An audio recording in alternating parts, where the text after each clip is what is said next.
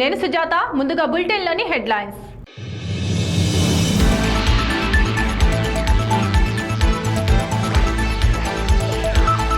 ప్రశ్నించే గొంతుకులపై దాడులు చేస్తూ సహించేది లేదు. మహబూబ్ నగర్ యూత్ కాంగ్రెస్ జిల్లా అధ్యక్షుడు వాసు యాదవ్.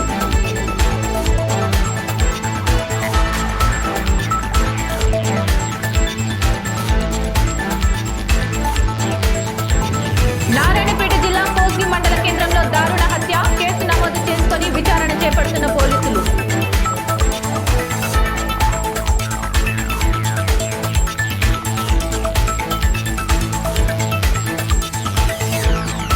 దివంగత జర్నలిస్ట్ హబీబ్ ఖాన్ కుటుంబాన్ని అన్ని విధాలుగా ఆదుకుంటాం. TUWJH 143 రాష్ట్ర ప్రధాన కార్యదర్శి మారుతి సాగర్.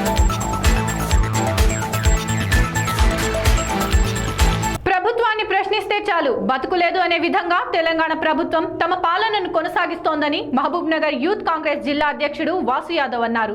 మహబూబ్ నగర్ జిల్లా కేంద్రంలోని కాంగ్రెస్ పార్టీ కార్యాలయంలో ఆయన మాట్లాడుతూ ఉస్మానియా విశ్వవిద్యాలయంలో జేఏసీ నాయకులు సురేష్ యాదవ్ పై జరిగిన దాడిని ఖండిస్తున్నామన్నారు. విద్యార్థులు ప్రాణాలు అర్పించి తెచ్చుకున్న తెలంగాణ రాష్ట్రంలో విద్యార్థి నాయకులపై దాడి జరగడం సిగ్గుచేటన్నారు. మొన్న ఉస్మానియా యూనివర్సిటీలో సురేష్ యాదవ్ అనే ఓయూ జాక్ విద్యార్థి నాయకుడైనటువంటి సురేష్ యాదవ్పై కొంతమంది టీఆర్ఎస్ సంబంధించినటువంటి వ్యక్తులు, టీఆర్ఎస్ పార్టీ ఎమ్మెల్యేలు పెంచి పోషిస్తున్నటువంటి కొంతమంది నిరుద్యోగులైనటువంటి యువకులు, ప్రత్యేకంగా వాళ్ళు నిరుద్యోగులకు సంబంధించినటువంటి వ్యక్తులు, వాళ్ళు ఈరోజు తెలంగాణ ప్రభుత్వం చేస్తున్న అరాచకాలకు, అక్రమాలకు, నియంతృత్వ పాలనకు బలైనటువంటి యువకులు. వాళ్ళని పైసలు ఇచ్చి ప్రలోభాలకు గురి చేసి తెలంగాణలో జరుగుతున్నటువంటి నియంతృత్వ పాలనను ప్రశ్నిస్తున్నటువంటి, వ్యతిరేకిస్తున్నటువంటి ఇట్లాంటి సమూహము, ఇటువంటి వ్యక్తులపైన దాడులు చేయడం కోసం ప్రత్యేకంగా ఒక యూనిటీని కొంతమంది యువకులను ఎంచుకొని వాళ్ళని ప్రోత్సహిస్తున్నారు. బాల్క సుమన్ గారు కానీ, కొంతమంది టీఆర్ఎస్ ఎమ్మెల్యేలు కానీ, అట్లాగే కేసీఆర్ గారు కూడా ఇండైరెక్ట్గా దానికి సపోర్ట్ చేస్తున్నట్టే కనిపిస్తూ ఉంది. ఎందుకంటే ఒక విద్యార్థి పైన, తక్కువలకు ఆయన లా విద్యార్థి, ఒక లా చదువుతున్నటువంటి విద్యార్థి పైన ఉస్మానియా యూనివర్సిటీలో దాడి జరిగితే అతడు కంప్లైంట్ చేసి కూడా 24 గంటలు కాబోస్తుంది. దాడి చేసినటువంటి వ్యక్తులపై వాళ్ళ పేర్లను కూడా ప్రత్యేకంగా ప్రస్తావిస్తున్నాడు. మన ఎవరైతే ఇంజూర్డ్ పర్సన్ ఉన్నాడో ఆయన ఇప్పటికి కూడా వాళ్ళ మటక రావడం లేదు, వాళ్ళ మీద కేసులు పెట్టడం లేదు, ఎఫ్ఐఆర్ బుక్ చేయడం లేదు ఇప్పటిదాకా. ఇటువంటి దుశ్చర్యని మేము యువజన కాంగ్రెస్ తరఫున తీవ్రంగా ఖండిస్తూ ఉన్నాం. ఈరోజు మహబూబ్నగర్ జిల్లాలో మేము చూస్తూ ఉన్నాం, చాలా దారుణంగా ఇలా ప్రజలు. నారాయణపేట జిల్లా కోస్గి మండల కేంద్రంలో దారుణం చోటు చేసుకుంది. కోస్గి బస్ డిపో సమీపంలో కొడంగల్ మండలం పర్సాపూర్ గ్రామానికి చెందిన అంజిలప్ప దారుణ హత్యకు గురయ్యాడు. హత్యకు ముందు మృతుడి కాళ్లు కట్టి మణికట్టు చేతి నరం కోసి హత్య చేసినట్లు పోలీసులు అనుమానిస్తున్నారు. హత్యపై కేసు నమోదు చేసి దర్యాప్తు చేస్తున్నట్లు డీఎస్పీ మధుసూదన్ రావు తెలిపారు. అయితే కోస్గి మండలం కడెంపల్లికి చెందిన అత్తింటి వారే ఈ ఘాతుకానికి పాల్పడి ఉంటారని మృతుడి కుటుంబీకులు ఆరోపిస్తున్నారు.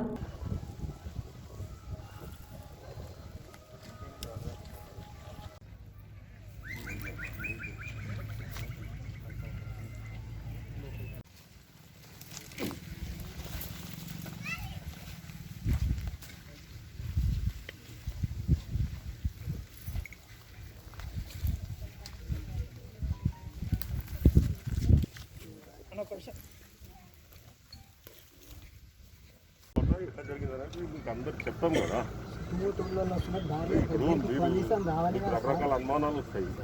మాకు కూడా ఇప్పుడు క్లారిటీ లేదు. ఇప్పుడు నీ అనుమానాన్ని నేను నివృత్తి చేయాలంటే నాకు మాకు కూడా అర్థం కావాలి. షూటింగ్ వచ్చింది, ఫింగర్ ప్రింట్స్ తీసుకుంటూ మేము వచ్చినాము, మొత్తం అంతా చెక్ చేసాము, ఇవన్నీ చేసాము. ఇవన్నిటిని బట్టి ఎట్లా జరిగింది అనేది మీరు కొంతమంది అనుమానం చేసింది. అనుమానస్తులను మా వాళ్ళే తీసుకొచ్చింది, వాళ్ళకి సరెండర్ కాలేదు. వాళ్ళని వెరిఫై చేస్తారు, వాళ్ళని ఇంట్రాగేషన్ చేస్తారు. ఇప్పుడు వాళ్ళకి ఏం సంబంధం ఉంది, ఎందుకు జరిగింది అనేది ఇవన్నీ చేస్తారు. ఇవన్నీ చేయడానికి టైం కావాలి కదా. మీరు ఇప్పటికిప్పుడు ఇన్నే ఆ బాడీని పెట్టుకొని ఇక్కడనే చెప్పండి, ఇక్కడనే పరిష్కారం చేయండి, జడ్జిమెంట్ చేయండి అంటే నేను ఎట్లా ఇస్తాను? మీరు అక్కడికి రాండి, సర్పంచ్ అని.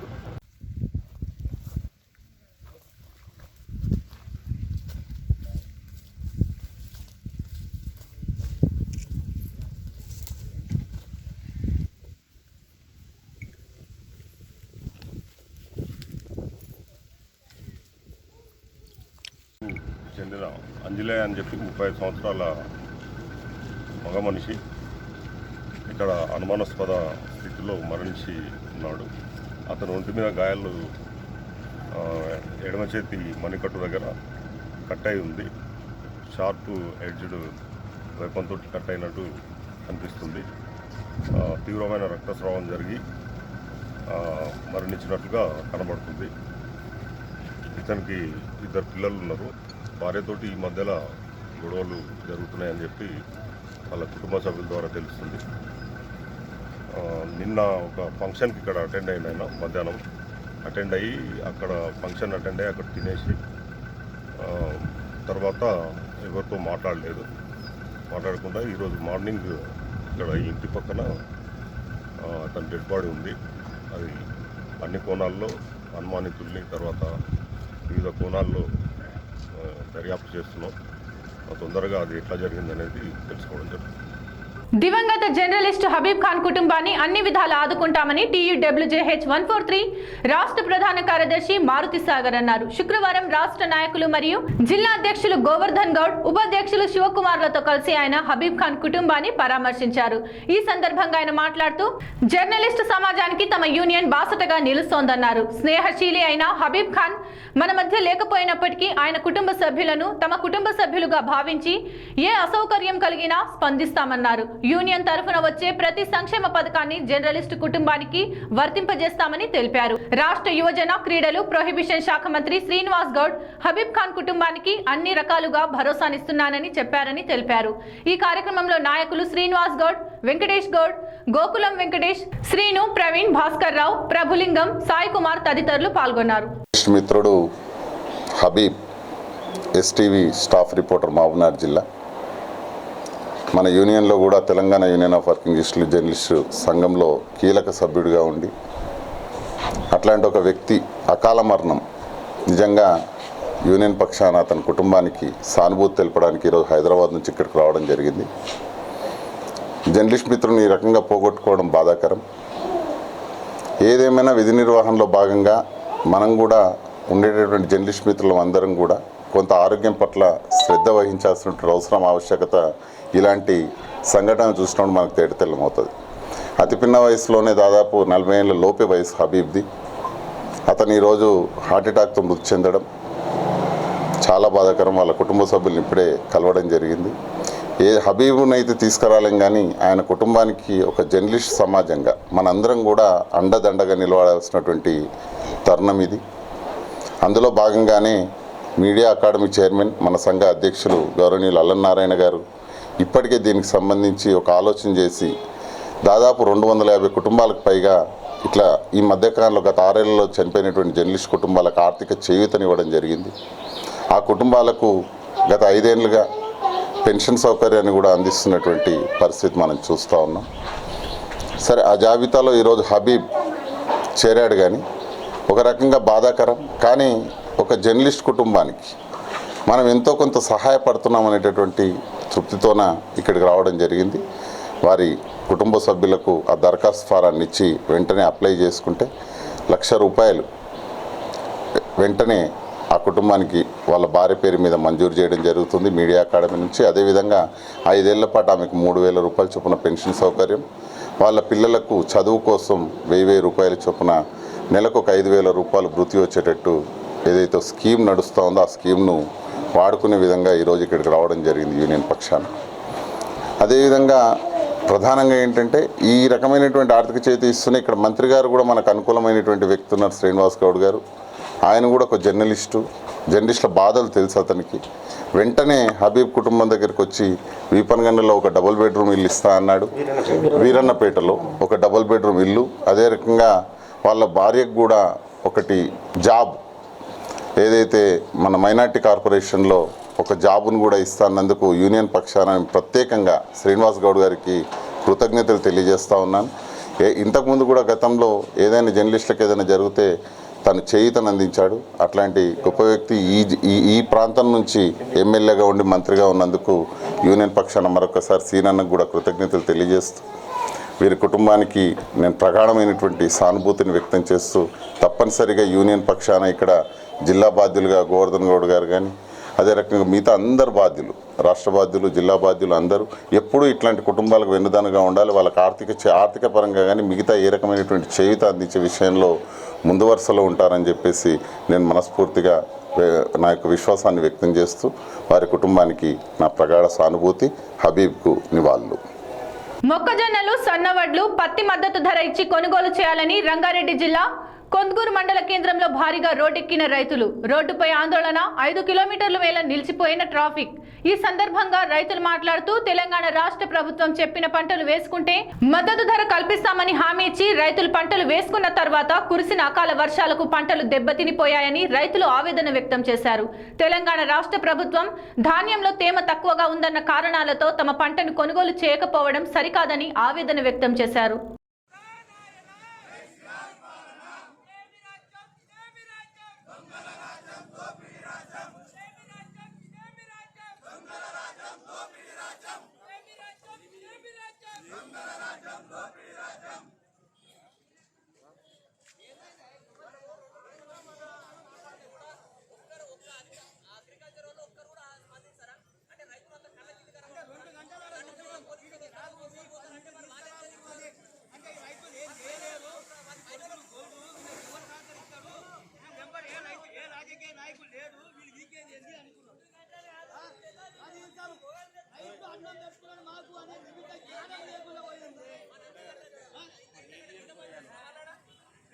రైతు పండించిన పువ్వు తింటున్నాము, కనీసం మా కృతజ్ఞత ఉండాలి.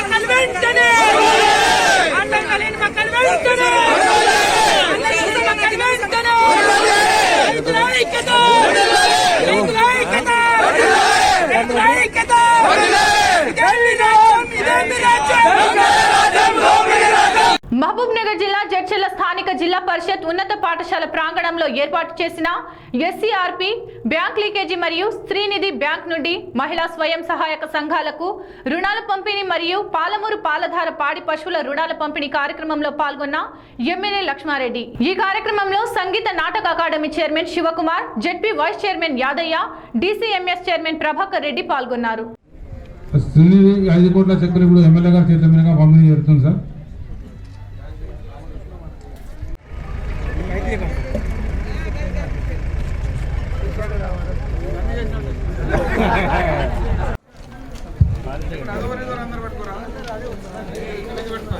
అదేవిధంగా మిషన్ భగీరథకు సంబంధించిన పోస్టర్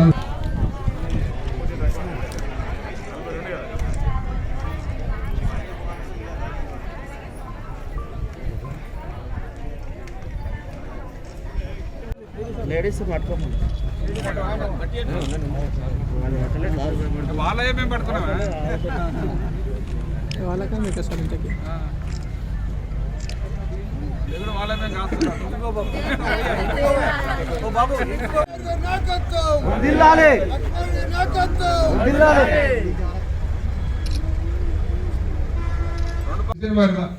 అప్పుడు తెలిసింది సర్పంచ్ అయ్యా మిషన్ భర్త కథ ఎట్లున్నాయని.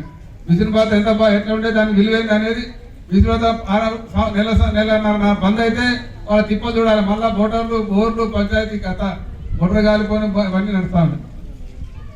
అసలు సర్పంచులు ఇంతకుముందు మిషన్ భర్త లేకంటే ముందమ్మా ఊళ్ళో సర్పంచులకు మాకు పొద్దులేసి తాగేటోళ్ళకి అర్థం కాకపోతే మా తిప్పలు దేవుడికి ఎరగవుతుంది. ఎప్పుడు ఏ సర్పంచ్ ఫోన్ చేసినా సార్ బోర్ పోయింది సార్, మోటార్ పోయింది సార్, బోర్ ఎండిపోయింది సార్, కొత్త బోర్ సార్. ఒక్కొక్క ఊర్లోకి నేరలపల్లి ఊర్లో బాలనగర్ మండలంలోని నేరలపల్లి ఒక గ్రామ పంచాయతీలో 36 బోర్లు వేసింది మొన్న ఒక్క పోయిన టర్మ్లో. బోర్ అయ్యా నాలుగు నడిచాక మళ్ళీ వెళ్ళిపోను, మళ్ళీ ఇంకోటి ఇంకోటి ఆశకి ఇంకోటి చేసి బోర్లు కొడితే పని సరిపోతుంది. ఓ సర్పంచ్ చెప్తున్నాయి సార్, నేను పోయిన టైం మిషన్ రాకటం కూడా సర్పంచ్ ఉండి మా నీళ్ళ పంచాయతీ నాకు బీపీ షుగర్ వచ్చింది సార్. పొద్దులేసే నీళ్ళ పంచాయతీ వాడు ఇంకా వీడు ఇంకా 4 తాండలు అవి వాడుకుందా వీడుకుందా నీళ్ళు నీళ్ళు అక్కడ తిరిగి ఇక్కడ నాకు బీపీ వచ్చింది, షుగర్ వచ్చింది. చిన్న ఏజ్ 30-32 ఏళ్ళు. వాళ్ళు మీటింగ్లో చెప్పిన మరి పట్నం ఊళ్ళో తెలసిక ఉండాలన్నా మా పల్లెటూరు ఉన్న ప్రతి అమ్మ ప్రతి అక్క ప్రతి మన బిడ్డ కూడా తెల్లగా సిక్క కావాలి, ఆరోగ్యం కూడా ఆలోచన చేసి ప్రతి గ్రామానికి ఈరోజు మిషన్ భగీరథ నీళ్ళు అందిస్తూ ఉన్నారు. ఇది మామూలు విషయం కాదు. కొన్ని వేల కిలోమీటర్ల పైప్ లైన్ వేసి అనుకున్న టైంలో 3 సంవత్సరాల్లో ప్రాజెక్ట్ కంప్లీట్ చేసి చాలా వరకు అన్ని గ్రామాల్లో నీళ్ళు అందించడం జరుగుతూ ఉంది. చాలా గ్రామాల్లో ఇంటికి నల్లాలు వచ్చినాయి. అక్కడక్కడ కొన్ని గ్రామాలు ఇంకా పనులు నడుస్తూ ఉన్నాయి. కొన్ని అక్కడ కొంత కాంట్రాక్టర్ డిలేతో కొన్ని లేట్ అని తప్ప ప్రభుత్వ డిలే కానీ అధికారుల డిలే కాదు. అవన్నీ జరుగుతూ ఉన్నాయి. మరి మీరు చూసిన గతంలో గత 10 టైంలో పనులు ఎట్టుండే ఇప్పుడు పనులు ఎట్టా ఉన్నాయి అంటే ఆలోచన ఉంది, పనులు కూడా బాగున్నాయి. ఇంతకుముందు రామన్పాడికి వెళ్ళి నీళ్లు తెస్తే ఈ నుంచి 50 కిలోమీటర్లు నీళ్ళు తేవడానికి, ఉత్తకోటకి వెళ్ళి బాగున్నారు జడ్చాల నీళ్ళు తేవడానికి వాళ్ళు గత ప్రభుత్వాలు పైప్ లైన్లు వేస్తే ఆడ మోటార్ పెడితే మొత్తం పైపులు వేసిపోతుంది. 7 నుంచి పైపులు లీకేజ్ అవుతుంటే డ్యామేజ్ అవుతుంటే పైపు వెళ్ళిపోయి నీళ్ళే రాలే. జడ్చాలకు మా రామన్పాడి స్కీమ్ ఉంటే ఎప్పుడు కూడా మోటార్ పెడితే పైపులో వెళ్ళిపోయింది. జిల్లా యంత్రాంగం ఆదేశాల మేరకు పట్టణంలో ట్రాఫిక్ పోలీస్ మరియు రవాణా శాఖ ఆధ్వర్యంలో నెంబర్ ప్లేట్లు లేని వాహనాలు మరియు హెల్మెట్ లేని వాహనాలపై స్పెషల్ డ్రైవ్ నిర్వహిస్తున్నామని ఆర్టీఓ శ్రీనివాస్ అన్నారు. మహబూబ్ నగర్ జిల్లా కేంద్రంలోని సుభాష్ చంద్రబోస్ కూడలిలో నెంబర్ ప్లేట్లు లేని వాహనాలు మరియు లైసెన్స్ లేకుండా వాహనాలు నడిపే వారిపై చల్లాన్లు విధిస్తూ ప్రత్యేక డ్రైవ్ నిర్వహించారు. ఈ సందర్భంగా ఆయన మాట్లాడుతూ మహబూబ్ నగర్ పట్టణంలో చాలా మంది ట్రాఫిక్ నిబంధనలకు వ్యతిరేకంగా మరియు రవాణా శాఖ నిబంధనలు ఉల్లంఘిస్తూ వాహనాలు నడుపుతున్నారని, వారిపై ఫైన్లు విధిస్తూ వారికి అవగాహన కల్పించే కార్యక్రమం చేపట్టామని తెలిపారు. ప్రజలు కూడా ప్రతి ఒక్కరూ ట్రాఫిక్ మరియు రవాణా నిబంధనలు పాటిస్తూ వాహనాలు నడపాలని కోరారు.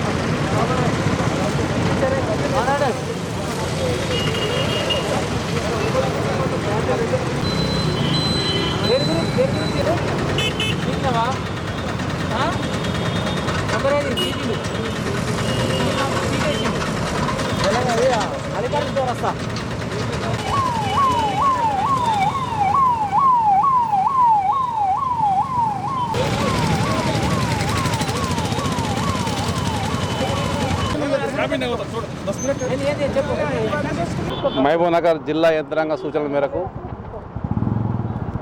ట్రాఫిక్ పోలీస్ రవాణా శాఖ ద్వారా ముఖ్యంగా చాలామంది 1/5 వాహనదారులు నంబర్ ప్లేట్స్ బండ్లకు ఎగ్జిబిట్ చేయట్లేదు. దాని ద్వారా క్రిమినల్ యాక్టివిటీస్ పెరుగుతాయి ఫ్యూచర్లో. దాన్ని నివారించడానికి నంబర్ ప్లేట్ లేని వాహనాలన్నింటినీ కూడా ఆపి చట్టరీత్యా కేసు చేయడం జరిగింది. నంబర్ ప్లేట్ వాహనాలు లేనప్పుడైతే పోలీస్ అయితే క్రిమినల్ కేసు అవుతుంది. ట్రాన్స్పోర్ట్ అయితే కాంపౌండబుల్ కేసు అవుతుంది. ఇన్ ఫ్యూచర్లో ఎవరు కూడా నంబర్ ప్లేట్ లేకుండా వాహనాలు నడపొద్దు. రెండోది, మోటార్ సైకిల్ మీద వెళ్ళే వాళ్ళందరూ హెల్మెట్ ఖచ్చితంగా పెట్టుకోవాలి. పెట్టుకుంటే 100% వాళ్ళ లైఫ్ సేఫ్టీ ఉంటుంది.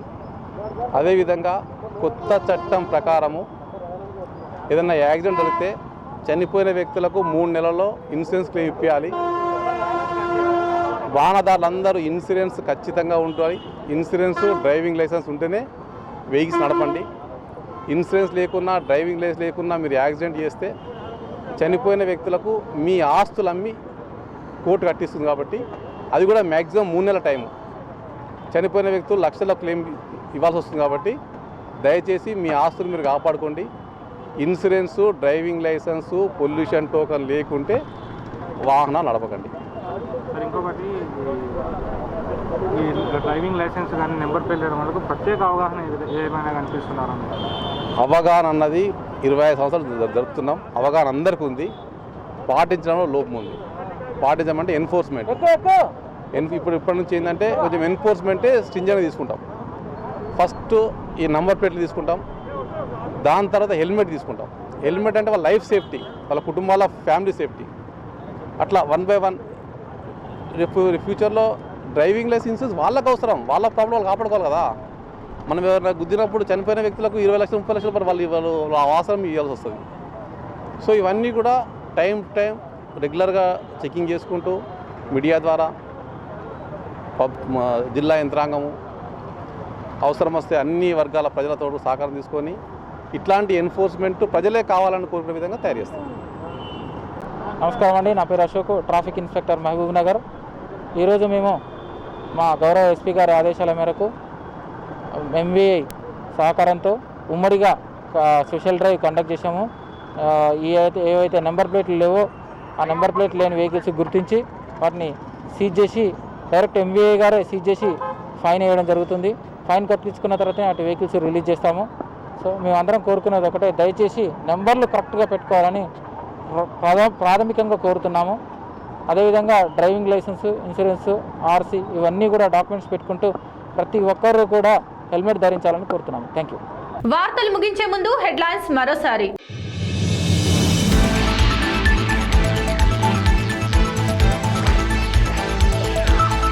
ప్రశ్నించే గొంతుకులపై దాడులు చేస్తూ సహించేది లేదు. మహబూబ్ నగర్ యూత్ కాంగ్రెస్ జిల్లా అధ్యక్షుడు వాసు యాదవ్.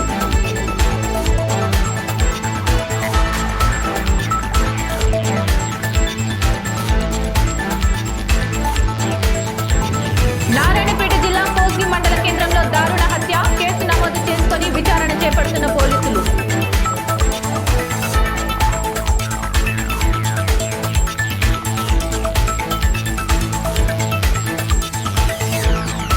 దివంగత జర్నలిస్ట్ హబీబ్ ఖాన్ కుటుంబాన్ని అన్ని విధాలుగా ఆదుకుంటాం. TUWJH 143 రాష్ట్ర ప్రధాన కార్యదర్శి మారుతి సాగర్.